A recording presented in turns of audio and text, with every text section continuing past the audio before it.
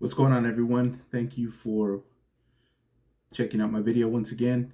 Appreciate everybody who's subscribed, shared, commented, liked, even taking, 5-10 seconds out of your life to hear what I have to say. It's very much appreciated.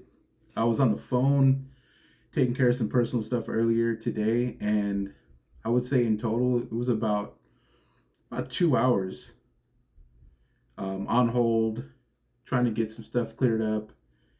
And let me tell you, when you really think about it, and again, I hope this doesn't bother you too much because it did start to bother me, and then I had to just get over it. But 2 hours, that's 2 hours of my life that I'll never get back that I had to wait on hold, right? I mean, it's not the worst thing in the world, but it really just, if you sit down and think about it, it really does help you understand just how valuable time is. And so when I say, hey, if you've watched 5 seconds of my videos, 10 seconds of my videos, if you've watched an entire video, if you've seen them all, giving your time to something or to someone is, it's very, very much appreciated. And it should be appreciated because time is that one thing we can't get back. We can't buy more time. You can't pause time. It just keeps going. So whatever we give our time to, it must be worth it. And I hope it is, because that's time we'll never get back. So again, I say all that just to tell you all, those that are listening now or have heard before or are continuing to listen, thank you so much for your time. Again, what I say here is just things that are coming from my mind, from my heart. They've traveled through my brain, and here they are, according to my perception, according to my paradigm, my outlook, the way I see the world. Something that I'm working on and hoping to continue to always grow, continue to always get better at. I want to always increase, not only um, physically in capacity as far as like finances or more things, but as far as my mind goes as well. Be able to just encompass more of a different style of learning and thinking and addressing things. That's something that that's a responsibility I'm putting on myself. And so these are the steps I'm taking. This is part of my journey, and I get to share this with you every Monday. I share a short on Thursdays, and that's what this is. And so my channel is called Living to Learn, living the number two learn, and that's what I'm doing, living to learn. And I hope that I will always be a learner. I hope that I will always be somebody who not only wants to learn, not only desires to learn, not only somebody who sees the need or the necessity of learning, but I want to be someone who always understands how to learn. Now, I shared, if you follow me on social media, Instagram, Facebook, I did share a quote, and this quote is from an author. His name is Alvin Toffler. And there's actually a couple of different twists to this quote, one that I've used more often than this, but I did share this version of it last week. And it says, tomorrow's illiterate will not be the man who can't read. He will be the man who has not learned how to learn. Now it's interesting because think of it, illiteracy, the not having the ability or the skill to read. That's not a good place to be. That's a terrible place to be, because if you have your eyesight and you're blessed to have your eyesight, by the way, we should be very grateful that we get to wake up every morning and we can see the world around us without any issues, that we can get up and walk to the next room, that when we speak, sound comes out, and that we have ears to hear that sound. Okay, so let's not ever take that for granted. Being able to see is huge. And those of us who don't know anything else, we never really tend to give it the place it deserves, but it really is a spectacular thing.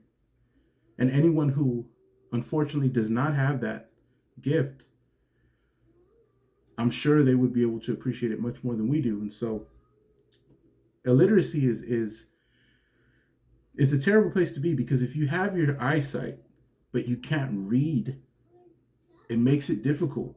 It makes it difficult to figure out what's going on. Now, I do know people who, I don't know if I know anyone who can't read at all. I do know some people who don't have very strong reading comprehension, or who have gone most of their life,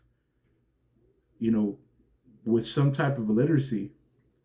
And it just makes things difficult. Now, you can get by, you can figure stuff out, but not being able to read that's a terrible place to be at. And so if you're there, by some reason you're watching this video and you have that, I highly encourage you to take whatever subtle, small steps you need to take to be able to get your reading comprehension where it needs to be. There is no shame in it. Even if you start at the lowest levels of reading, that's fine. It's like that saying goes, the journey of 1,000 miles begins with the first step, or something like that. I hope I'm saying it right, but you get the idea. Let's just start slow. But going back to the quote, I don't want to get caught up on the literacy thing. I wanted to emphasize that eyesight and reading comprehension are truly, gifts, and not everybody has those things automatically. So I know we tend to think that, but he's saying that tomorrow's illiterate will not be the man who can't read. So this is not your typical illiteracy, and tomorrow meaning the future. But he's saying that the illiterate person is going to be the one who has not learned how to learn. Now, again, name of my channel, Living to Learn. This is what I want to continue to do throughout my life. Learn, gain, understand, unlearn, relearn, all those things. But have I learned how to learn? That's an interesting question if you think about it. And it might be something we can kind of just brush off. Well, yeah, of course I've learned how to learn. Well, how do I know that? Well, because I've learned some things. True. But how continual does this need to be? And how much effort do I need to continue to put into knowing how to learn? Have I learned how to learn, and will I continue to do so? Now, I think I mentioned this a couple videos back. Again, I'm always talking about the 7 Habits of Highly Effective People. One of my favorite books, highly recommend it. Very influential to me as a person. And there's a diagram in the book. It's called the Circle of Influence. Okay. The idea is that there is a sphere or a circle of influence, and within that circle, within that sphere, within that circle of influence are all of the things that I can control. Okay? Everything outside of that circle is out of my control. For instance, all of the world events, all of the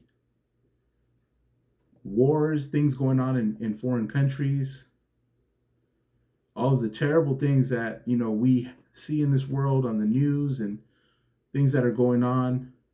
I live in the U.S., things that are happening outside the U.S., I have absolutely no say in those things.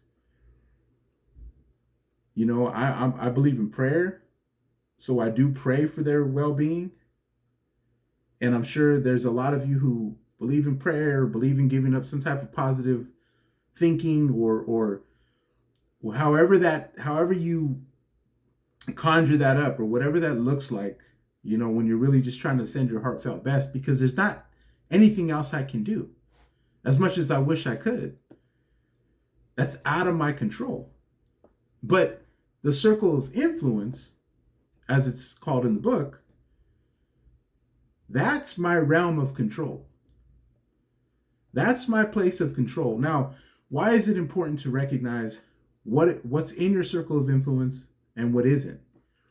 Because you and I as people, okay, I mean, and don't get me wrong, I'm I wouldn't consider myself like at the top of the charts as far as like, if we're talking about like awesome people, amazing people, I'm not gonna vote myself up there.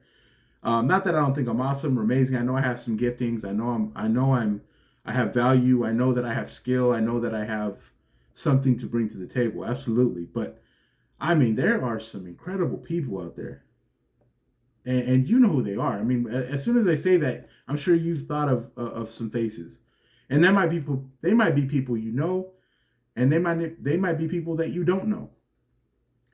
You know, one of my heroes I happen to be related to, who was my grandfather, Dr. Jesse Miranda.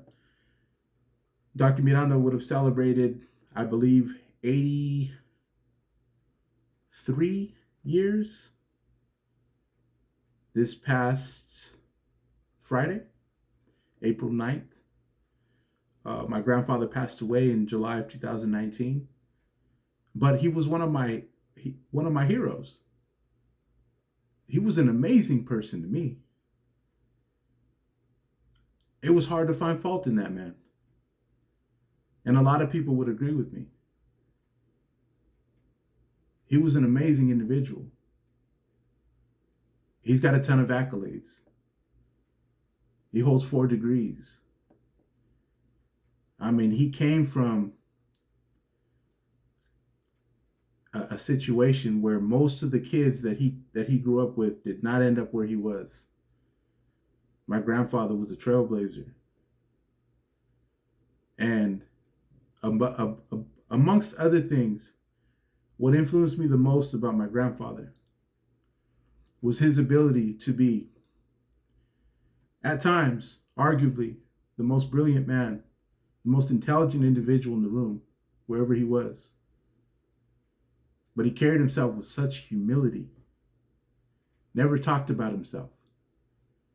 He wasn't the first subject that he would bring up. He was like a superhero to me. And he continues to influence me to this day. But even my grandfather, even the most amazing people you can think of, people that have had influences on your life substantially, even those people have their limits. That's us as humans. We have limits. We have a capacity. And once we reach that capacity, there's just no going outside of that. Now, there's various studies on capacity as far as concentration, focus. I mean, you can find it all out there.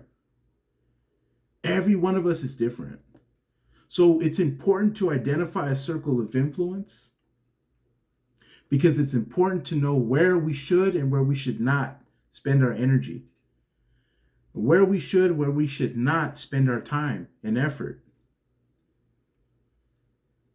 It's so many of us, because of our fast-paced world, because of this world we live in, and I know because I live in it too. We're so caught up. Things are flying at us like 100 miles an hour. We want to do 10 different things. And then we pile it on ourselves to say, well, what about, oh, but I definitely got to do that. I definitely got to go here. I definitely got to have this and that. Pretty soon we're spending tons of energy and time, precious time. We just talked about that at the beginning of the video. We're spending precious time and energy on things that we really can't control, on things that we're really not going to influence.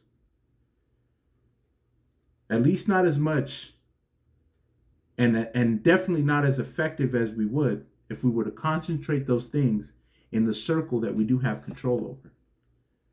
So when I read that quote from Alvin Toffler, that tomorrow's illiterate will not be the man who can't read.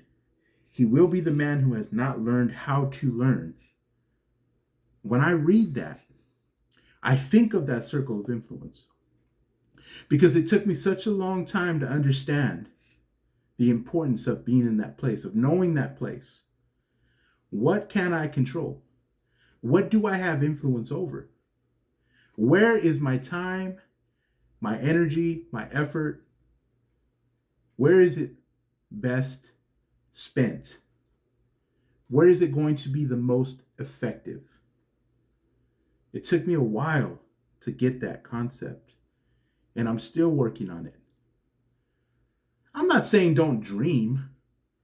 I'm not saying don't think of things that are beyond your current situation. That's different.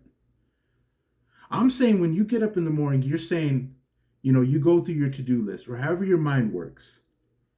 If you're blessed to be disciplined enough to get up and ignore everything and meditate and get yourself in a good centered place, then that's awesome. But if you're like most of us, or like how I happen to be from time to time, first thing on my mind is stuff I got to do, or things I haven't done, or things I've been beating myself up over for not doing or whatever. It can get overwhelming. And I don't want to be that man that hasn't learned how to learn. I don't want to miss those things that are important. Because understanding your circle of influence, understanding where you can have an impact and where you can make a difference, understanding what you can actually control, whether it's tangible or whether it's just out of, by happenstance or whatever, your attitude, whatever it might be, understanding what things you have control over. It helps us. It helps me, because what it helps me do is helps me prioritize. Right? And then that's where discipline comes in. And that's a whole nother subject, but it helps me to prioritize, helps me to understand. And this is all part of learning. And these are things that at one time in my life were brand new to me. And I wasn't raised, without, I wasn't neglected. Like, I was taught. I was shown. I have amazing people in my life, in my family. I'm a lucky man. And even I was unaware of a lot of these things that I'm just learning now. So I'm just excited. Well, I'm going to be honest. I'm really excited that I got to bring up my grandfather, because he's just one of my favorite people. And if you ever had the chance to meet him, you would know that you met him. He was a real one. And he's one of the reasons why I do this video. But I just wanted to share with you guys. Let's not be the ones who haven't learned how to learn. Let's keep pushing ourselves. Let's keep asking ourselves why or why not. This is all part of the learning experience. So I hope I've helped. I hope I've made some practical sense today. Hope you can take some things away from this. But above all, rest in paradise to my grandfather, Dr. Jesse Miranda. I miss you every day, Pop.